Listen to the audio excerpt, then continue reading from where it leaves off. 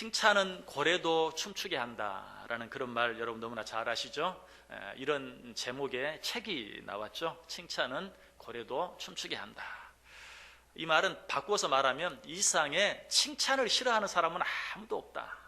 칭찬해 주는데 기분 나빠할 사람이 아무도 없다. 설령 입에 발린 칭찬이라도 들으면 기분이 좋아요. 여러분 알죠? 입에 발린 칭찬인지 아닌지 알아요. 그래도 입에 발린 칭찬이라도 해주면 기분이 좋아요. 자, 사람에게 받는 칭찬도 이러할진데 하나님께 칭찬을 받으면 얼마나 더 좋겠어요. 성경에 보면 참 위대한 믿음의 사람들 가운데 하나님의 칭찬을 받은 사람들이 참 많이 있어요. 얼마나 부러운지 몰라요. 그런데 그 가운데서도 가장 멋진 칭찬을 받은 사람, 하나님께 가장 멋진 칭찬을 받은 사람이 있다면 욥이에요. 이 욥기가 시작되는 1장 1절에 보면 욥을 향한 하나님의 놀라운 칭찬으로 욥기가 시작되고 있죠. 우스 땅에 욥이라 불리는 사람이 있었는데 그 사람은 온전하고 정직하여 하나님을 경외하며 악에서 떠난 자더라. 칭찬도요, 한두 가지 칭찬이 아니라 여러 가지 칭찬을 한꺼번에 하고 있는 너무나 멋진 그런 모습이 나와요. 이런 칭찬이 한 번만 나오는 게 아니 8절에도 또 한 번 나와요. 여호와께서 사탄에게 이르시되 내가 내 종 욥을 주의하여 보았느냐. 그와 같이 온전하고 정직하여 하나님을 경외하며 악에서 떠난 자는 세상에 없느니라. 자, 이런 칭찬이 두 번만 나옵니까? 아닙니다. 또 나옵니다. 2장에 보시면 2장 3절에 여호와께서 사탄에게 이르시되 내가 내 종 욥을 주의하여 보았느냐. 그와 같이 온전하고 정직하여 하나님을 경외하며 악에서 떠난 자가 세상에 없느니라. 참 그 칭찬 자체도 온갖 칭찬이 다 들어있어서 너무 귀하고 아름다운데 그 칭찬이 한 번만 나온 게 아니라 두 번, 세 번 반복해서 나오고 있는 모습을 보게 돼요. 욥이 이처럼 아름다운 칭찬을 받을 수 있었던 이유가 무엇입니까? 아마 이렇게 여러분에게 물으면 여러분은 제일 먼저 욥은 엄청난 고난을 믿음으로 잘 이기지 않았습니까? 엄청난 고난 앞에서도 하나님을 향해 원망하거나 불평하지 않고 그 고난을 잘 참아내지 않았습니까? 라고 얼른 그렇게 생각할 수 있는 분도 있을 거예요. 그러나 그것 때문이 아니죠. 왜? 이 칭찬은 욥이 그런 고난을 받기 전에 주어진 칭찬이에요. 사실 어떻게 보면 욥이 그런 엄청난 고난을 받게 된 이유가 이 칭찬 때문이죠. 하나님이 욥을 사탄 앞에서 내 종 욥을 유하여 보았느냐. 그와 같이 순전하고 정직하여 하나님을 경외하며 악에서 떠난 자가 세상에 없느니라 라고 말하니까 사탄이 화가 난 거예요. 뭐라고 말해요? 아니, 하나님이 잘해주시니까 그러지. 하나님이 잘해주지 아니하면 누가 그렇게 하나님을 사랑하고 하나님을 경외하고 하나님의 말씀에 순종하며 살겠습니까? 내가 한번 시험해 볼까요? 그래, 한번 시험해 봐라. 거기에서부터 욥의 고난이 시작된 것이, 고난을 잘 참아서 칭찬을 받은 게 아니고 어쩌면 이 칭찬 때문에 고난을 받게 되었는데요. 그렇다면 욥이 이런 놀라운 칭찬을 받게 된 진정한 이유는 무엇일까?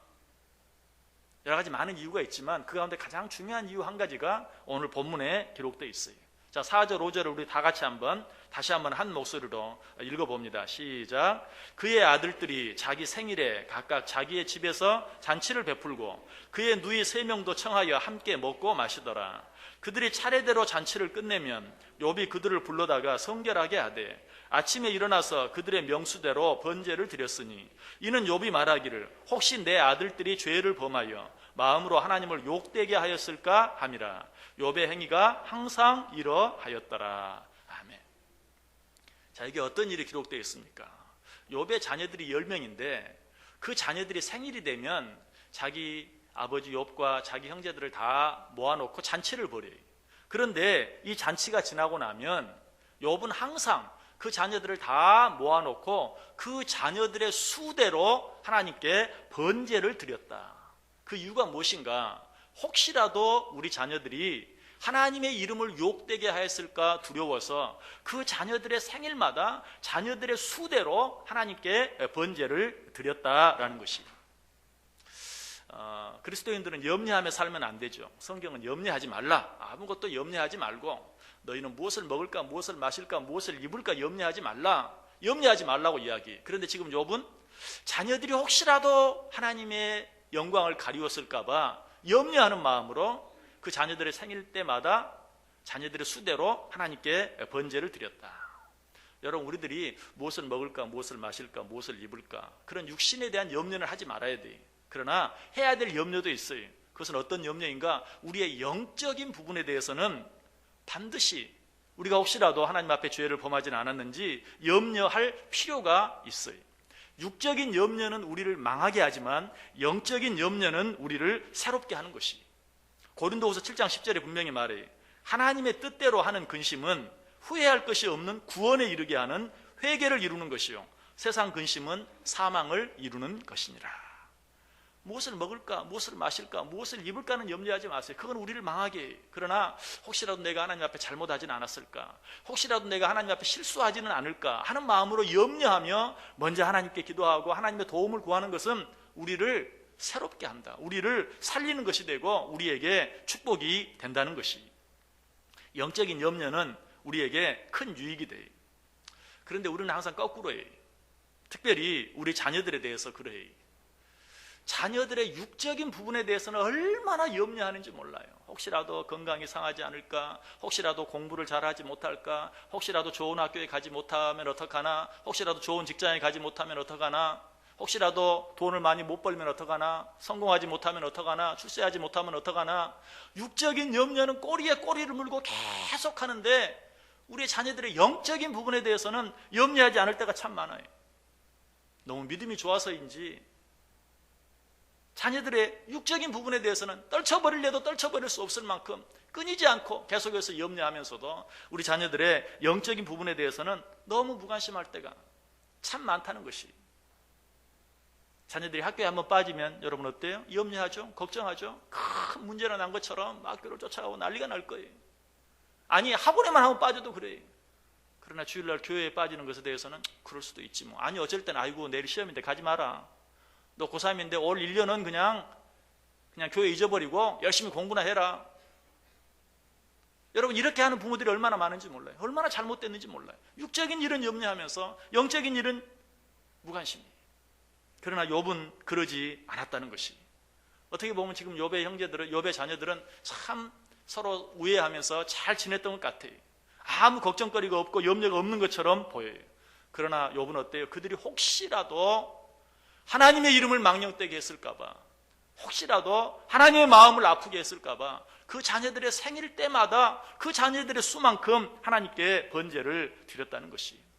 여러분, 자녀들의 수만큼 번제를 드렸다. 여러분, 이거 절대 쉬운 일 아닙니다. 왜? 당시의 번제는 소나 양을 잡아 드리는 번제였어요. 그런데 그 번제를 10번이나 드렸다는 것이. 자녀의 수대로. 그것도 1년에 적어도 10번. 왜? 자녀가 10명이니까. 그 자녀의 생일마다 그 자녀들의 수대로 번제를 드렸어요. 그러니까 매달 한 번씩 10번의 제사, 10마리의 소나 양을 잡아서 하나님께 드리며 번제를 드렸다는 것이. 얼마나 굉장한 일입니까? 얼마나 대단한 일입니까? 여러분, 그래서 하나님께서 내 종 욥을 유하여 보았느냐? 그처럼 순전하고 정직하며 하나님을 경외하고 악에서 떠난 자를 네가 보았느냐? 그렇게 칭찬하고 그 가운데 사실 욥이 잘한 일이 너무나 많을 거예요. 그런데 그 가운데 한 가지, 욥은 자녀들이 생일이 되면 매 생일 때마다 자녀들의 수대로 하나님께 번제를 드렸다라는 사실을 언급하고 있는 것이. 자, 아까 욥에 대한 칭찬 가운데 어떤 내용이 있었죠? 욥은 정말 정직하다. 욥과 같이 정직하고 순전한 사람을 내가 보았느냐? 하나님이 욥이 정직하다고 칭찬해요. 여러분, 왜 욥이 정직한 사람입니까? 정직한 사람은요, 남의 것을 내 것이라고 말하지 않아요. 정직한 사람은 남의 것은 남의 것이라고 말해요. 근데 여러분, 자녀는 내 것입니까? 남의 것입니까? 남의 것이. 구체적으로 누구의 것입니까? 하나님의 것이. 성경은 뭐라고 말해요? 자식은 여호와의 주신 기업이다. 자식은 네 게 아니다. 자식은 하나님의 것이다. 그런데 우리는 자식이 마치 내 것인 것처럼 내 생각, 내 뜻, 내 방법대로 자녀들을 양육하려고 할 때가 참 많아요. 그러나 욥은 알았어요. 10명이나 되는 그 자녀가 내 자녀가 아니라 하나님이 내게 맡기신 기업이라는 걸 알았어요. 그래서 그 자녀들이 혹시라도 하나님 앞에 범죄하였을까 봐 자녀들의 생일 때마다 자녀들의 수대로 하나님께 번제를 드렸다는 것이. 여러분, 만약에 누군가 여러분을 향해서 이 도둑놈아, 그러면 아마 화내지 않을 사람이 한 사람도 없겠죠. 그런데 죄송하지만 저를 포함해서 우리 가운데 참 도둑놈들이 많아요. 하나님의 것을 갖고 내 것인 것처럼 내 마음대로, 내 뜻대로 안 된다고 원망하고 불평하고, 심지어는 하나님께 기도하면서도 내 뜻대로 되게 해달라고 기도하는 일이 얼마나 많은지 몰라요. 자, 하나님이 얼마나 기가 막히겠어요.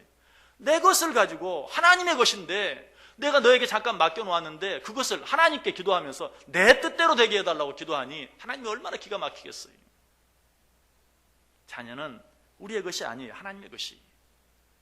욥은 이 사실을 분명히 알고 분명히 인정했어요. 그래서 자녀들의 생일 때마다 자녀들의 수만큼 하나님께 번제를 드렸다는 사실이. 여러분 자신이 진정으로 정직한 사람인지 아닌지 한번 확인해 보세요. 진정으로 정직한 사람은 자녀가 내 것이 아니요 하나님의 것이라는 사실을 인정하고 그 자녀들을 양육하는데 오직 하나님의 뜻대로, 오직 하나님의 방법대로, 오직 하나님의 영광을 위해서 그 자녀들을 양육하는 것이. 욥이 그랬어요. 그래서 하나님이 그 욥처럼 정직한 사람이 세상에 없다라고 칭찬하셨던 것이.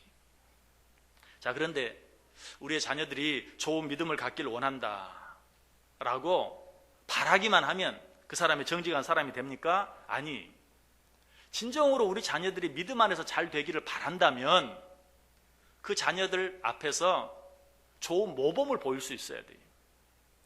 자녀들이 믿음 안에서 잘 되기를 바란다라고 말하면서 자기가 믿음의 본을 보이지 못하면 그 사람 역시 정직한 사람이 아니에요. 왜? 정직한 사람은 심는 대로 거둔다는 사실을 인정하는 사람이 정직한 사람이에요. 그런데 심지는 않고 하나님, 나는 내 자녀들이 믿음 안에 잘 되기를 원합니다. 내가 믿음의 본을 보이지 않고 자녀들이 믿음 안에 잘 되기를 원한다면 그건 역시 어때요? 거짓말이죠. 심지 않고 거두려고 하는 그것도 역시 도둑놈 심보예요. 욥은 그렇게 하지 않았다는 것이. 내 자녀들이 믿음 안에 잘 되기를 원합니다 라고 바랬을 뿐만 아니라 자기 자신이 믿음의 본을 보인 거예요. 매 생일 때마다 그 자녀들의 수만큼 하나님께 번제를 드리면서 믿음의 본을 보이고 믿음으로 그들을 양육한 것을 보게 돼요. 갈라디아서 6장 7절 8절에 뭐라고 말하죠? 스스로 속이지 말라. 하나님은 업신여김을 받지 아니하시나니 사람이 무엇으로 심든지 그대로 거두리라. 자기의 육체를 위하여 심는 자는 육체로부터 썩어질 것을 거두고 성령을 위하여 심는 자는 성령으로부터 영생을 거두리라. 여러분 기억하세요. 자녀들의 육신적인 성공과 육신적인 출세만을 위해서 여러분들이 심으면 성경은 뭐라고 말해요? 그 육체로부터 썩어질 것을 거두게 될 것이요. 그러나 우리 자녀들이 믿음 안에 잘 되기를 원하여 성령으로 심으면 그 성령으로부터 영생을 거두게 될 것이다. 욥은 이 사실을 알았어요. 그래서 그는 좋은 것을 거두기 위해서 좋은 것을 심는 것을 보게 돼요. 무엇을 할 때든지 여러분 한두 번 잘하는 것은 누구든지 그렇게 할 수 있어요. 그러나 욥은 한두 번 잘하는 것으로 끝나지 아니하고 오늘 본문이 뭐라고 말해? 끝부분에 욥의 행위가 항상 그러하였더라. 한두 번 한 게 아니 일생 동안 그렇게 했다고 이야기하고 있어요. 이건 역시 정직한 모습이. 처음에만 그럴듯하게 시작했다가 나중에는 그냥 흐지부지. 이건 정직한 게 아니 속이는 거예요. 자기를 속이고 남을 속이고 하나님을 속이는 거예요. 정직한 자는 처음과 끝이 동일해요.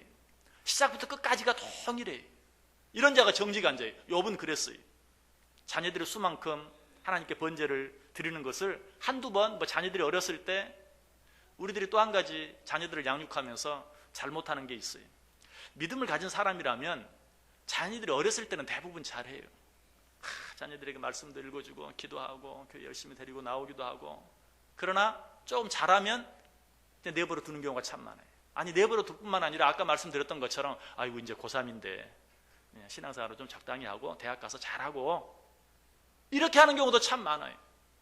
그러나 욥은 그러지 않았다는 것이 항상 그 아이들이 태어날 때부터 평생토록 자녀들의 생일 때마다 자녀들의 수만큼 하나님께 번제를 드렸다. 이것이 욥의 또 다른 정직한 모습이.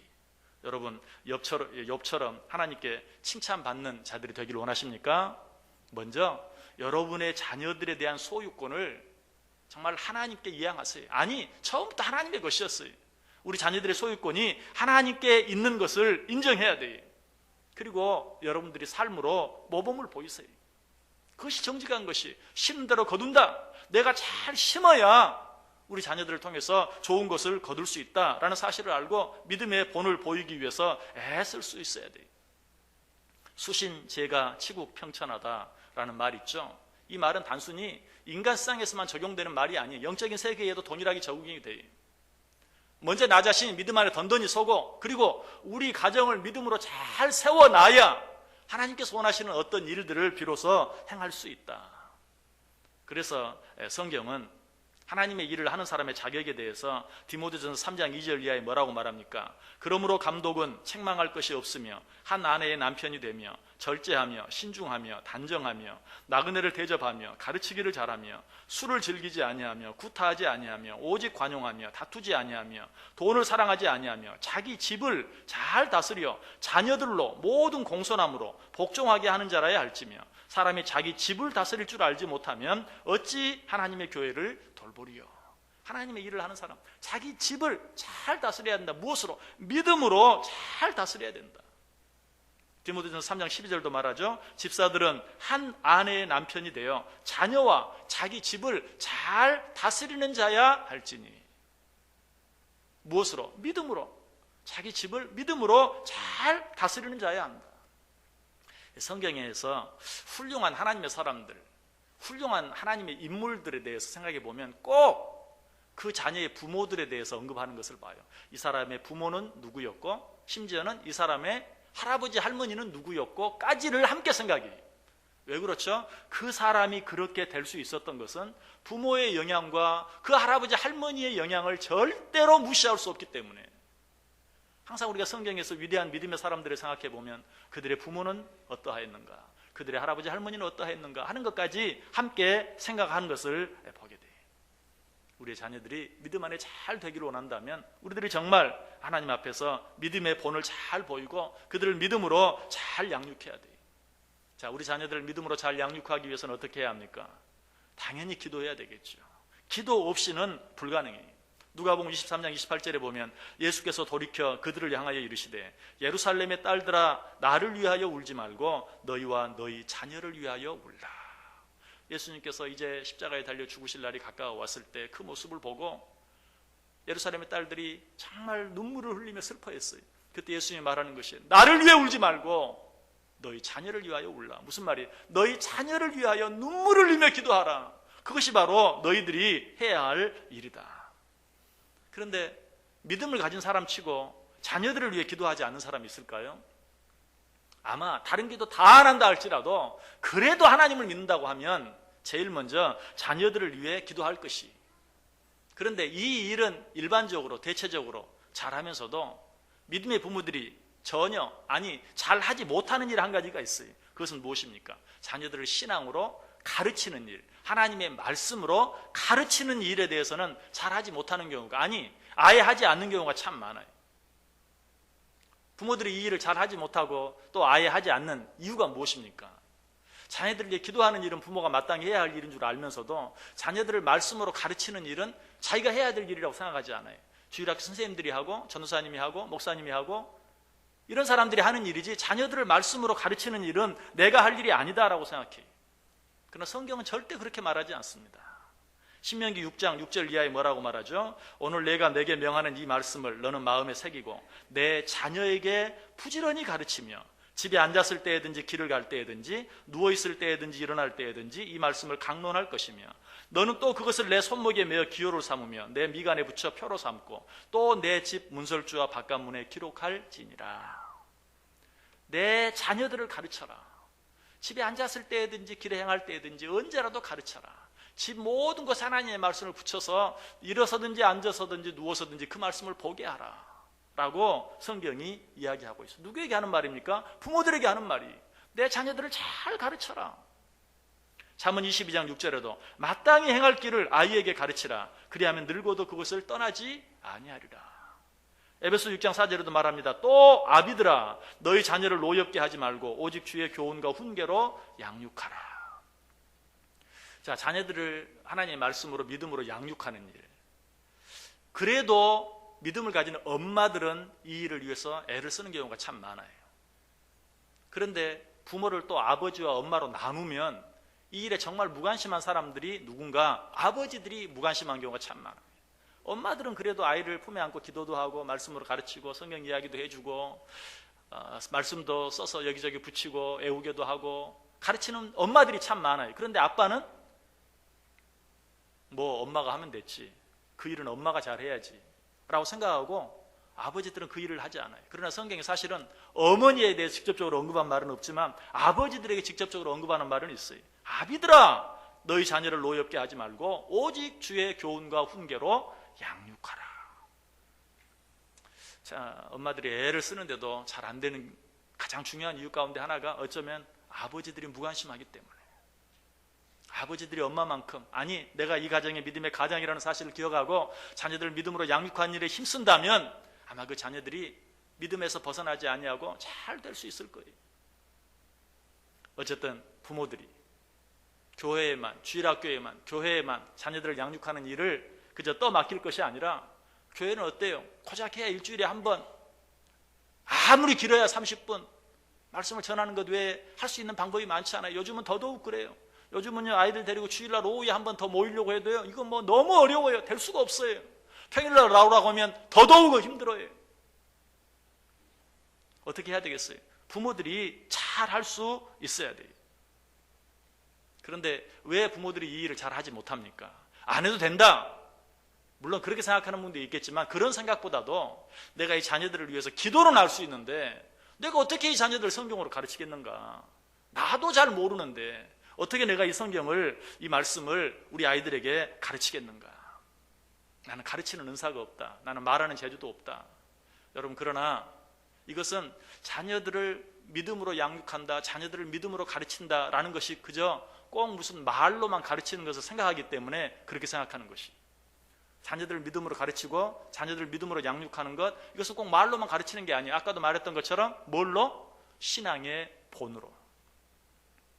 자녀들은 부모들 앞에서 배우는 게 아니, 앞에다 앉혀놓고 열심히 가르친다고 해서만 배우는 게 아니, 그것보다는 부모들의 뒤에서 더 잘 배워요. 그러므로 그 자녀들 앞에서 내가 신앙생활을 잘함으로, 본을 보임으로, 디모데전서 4장 11절 12절에 보면 너는 이것들을 명하고 가르치라. 누구든지 내 연수함을 업신여기지 못하게 하고 오직 말과 행실과 사랑과 믿음과 정절에 있어서 믿는 자에게 본이 되라.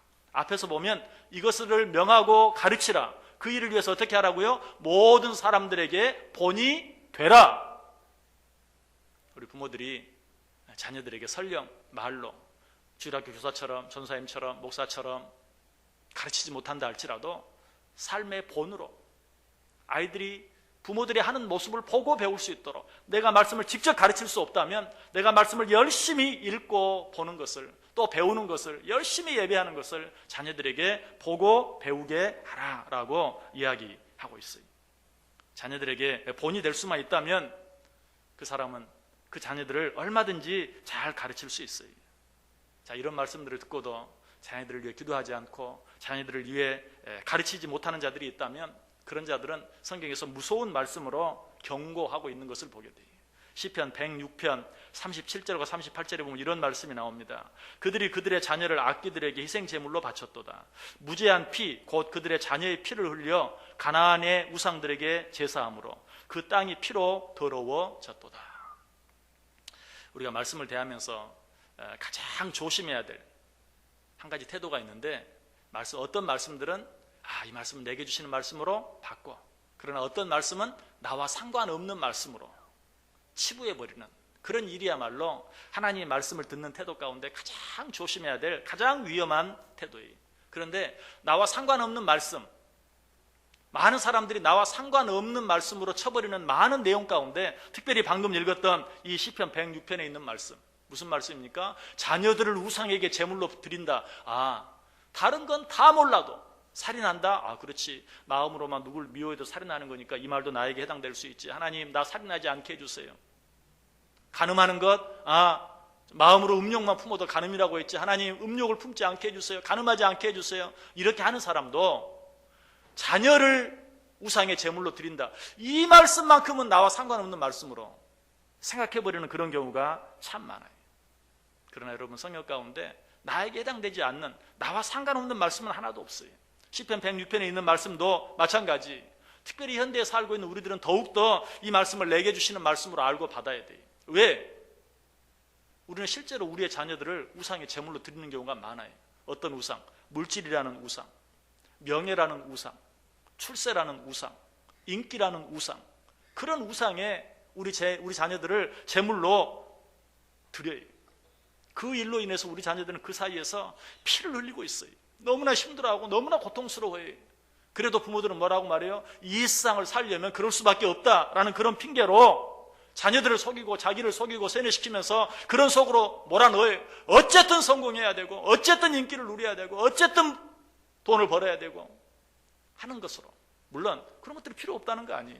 그러나 믿음의 손해를 보면서까지도 그런 자리로 우리 자녀들을 몰아넣는 그 일, 여러분 그게 뭐예요? 우리 자녀들을 우상에게로, 제물로, 물질의 우상, 명예의 우상, 인기의 우상, 성공의 우상, 이런 우상의 제물로 우리 자녀들을 드리는 거예요. 에스겔 16장 21절에도 말합니다. 나의 자녀들을 죽여 우상에게 넘겨 불 가운데로 지나가게 하였느냐. 얼마나 무서운 말이에요. 여러분 이 말씀을 들으면서 나 자신의 모습을 생각해 본 분이 있습니까? 자녀들을 죽여 우상에게 넘겨 불 가운데로 지나가게 하느냐. 현대 우리 자녀들이 정말 그러고 있어요. 정말 우상을 섬기기 위해서 정말 그렇게 힘들게 어렵게 공부하고 애쓰고 노력하는, 무슨 말이냐고요? 정말 물질만을 위해서, 성공만을 위해서, 인기만을 위해서 그렇게 한다면 우상을 섬기기 위해서 하는 것이 아니고 무엇입니까? 자, 우리 성경 같이 한번 찾아보겠습니다. 에스겔서 16장 한번 펴보세요. 구약성경 1171페이지에 있습니다. 에스겔서 16장 36절에서 41절까지. 구약성경 1171페이지. 에스겔서 16장 36절에서 41절까지. 교독하겠습니다. 제가 36절 읽습니다. 주 여호와께서 이같이 말씀하셨느니라. 내가 내 누추한 것을 쏟으며 내 정든 자와 행음함으로 벗은 몸을 드러내며 또 가증한 우상을 위하며 내 자녀의 피를 그 우상에게 드렸은즉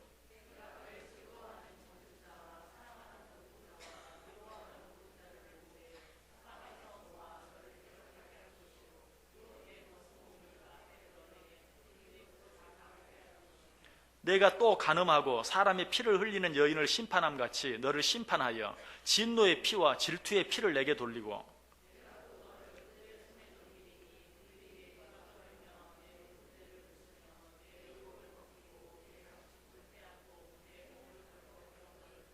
무리를 데리고 와서 너를 돌로 치며 칼로 찌르며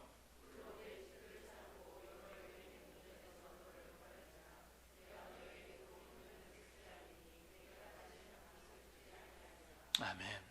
여러분 얼마나 무서운 말씀입니까? 이 무서운 벌들이 누구에게? 자녀를 우상의 제물로 드리는 자들에게 내려지게 될 것이라고 이야기하고 있어요. 여러분 우리가 자녀를 믿음으로 잘 양육하지 못하면 어떻게 된다고요? 그 자녀가 너에게 기쁨이 되는 것이 아니라 그 자녀가 너에게 부끄러움이 되고 말 것이다 라고 이야기하고 있어요. 욥은 이 사실을 알았어요. 욥은 이 사실을 인정했어요. 그래서 자녀들의 생일 때마다 그는 자녀들의 수만큼 하나님께 번제를 드리며 그들이 하나님 앞에서 영적으로 잘못된 부분은 없는지 항상 살폈던 것이, 한두 번 그렇게 한 것이 아니라고 그랬죠. 욥의 행위가 항상 이러하였더라라고 이야기하고 있어요. 여러분, 여러분의 자녀들을 어떻게 양육하기를 원하십니까? 우리의 자녀들은 우리의 것이 아닙니다. 하나님의 것입니다. 여호와의 주신 기업이라고 했어요. 여러분 그 자녀들을 위해서 기도하시길 바랍니다. 그 자녀들을 말씀으로 양육하시길 바랍니다. 무엇보다 그 자녀들 앞에서 믿음의 본을 보이시기 바랍니다. 오늘 제가 이 말씀을 드리는 것은 이제 설 명절이 되면 어쨌든 참 평소에 얼굴 한번 보기 힘든 가족들, 자녀들이라 할지라도 그날만큼은 이렇게 함께 모이는 그런 날이, 여러분 이 날을 어떻게 보내야 될 것인가? 그저 웃고 떠들고 재미있게 보내는 것으로 끝나면 되겠습니까? 믿음의 사람들은 이 좋은 기회, 정말 얼굴 한번 보기 힘든 여러 가족들, 식구들, 특별히 자녀들이 다 한자리에 모여있는 이때에 내가 믿음을 가졌다면 정말 그 기회를 놓치지 않고 하나님 앞에 예배할 수 있어야 돼요. 하나님께 예배할 수 있어야 돼요. 여러분 그래서 이번 설날 가정예배 지침서를 준비해 놓았어요.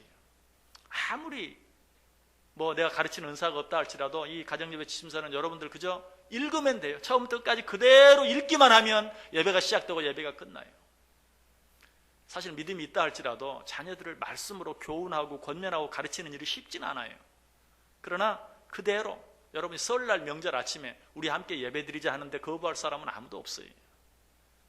우리 자녀들, 아니 설령 믿지 않는 가족들, 친척들이 모였다 할지라도 여러분 한번 제안해 보세요. 우리가 이 또 구정으로 음력으로 맞는 또 한 번의 새해에 우리 하나님께 잠깐 예배드리십시다. 10분이면 됩니다. 잠깐 예배할 수 있는, 그리고 그 자리에 있는 모든 가족, 친지들, 특별히 자녀들을 진심으로 축복하며 기도하는, 여러분 그런 시간을 꼭 가져보세요. 이 시간, 이 기회를 놓치지 마세요. 여러분이 이 구정 설날에 이런 기회를 놓친다면 사실 설날이 무슨 의미가 있습니까? 무슨 의미가 있습니까? 아무런 의미도 없어요. 오히려 설날 때문에 죄를 짓는 사람들이 더 많아요. 믿는 사람들도 예외가 아니에요. 그렇게 설날을 보낼 것이 아니라 정말 하나님 주신 놀라운 기회인 줄 알고 온 가족이 함께 예배할 수 있는, 함께 기도하고 함께 말씀 읽고 함께 말씀 전하고 들을 수 있는 그런 복된 시간 가짐으로 여러분과 여러분의 자녀들이 오늘 욥이 받았던 것처럼, 네가 내 종 욥을 유하여 보았느냐, 그처럼 순전하고 정직하여 하나님을 경외하며 악에서 떠난 자가 세상에 없느니라 라는 이 놀라운 칭찬을 여러분과 여러분의 자녀들이 받아 누릴 수 있게 되기를 주님의 이름으로 간절히 축원합니다. 기도하겠습니다. 사랑과 은혜가 풍성하신 하나님, 감사를 드립니다. 우리의 연약함을 아시고 이렇게 음력을 통해 또 한 번 새해 첫날을 주시고 또 한 번 새로 시작할 수 있는 기회를 주시니 감사합니다. 하나님, 주님이 주시는 이 놀라운 기회를 우리가 헛되게 보내지 아니하게 하시고 세상 사람들처럼 죄 가운데 보내지 아니하게 하시고 하나님 마음을 아프게 하며 보내게 하지 아니하시고, 하나님, 우리가 하나님 앞에 예배하며 하나님 앞에 기도하며 하나님 앞에 찬송하며 하나님의 말씀을 전하고 들으며 이 귀한 시간을 보낼 수 있도록, 이 귀한 시간을 시작할 수 있도록 은혜 베풀어 주옵소서. 예수님의 이름으로 기도드리옵나이다. 아멘.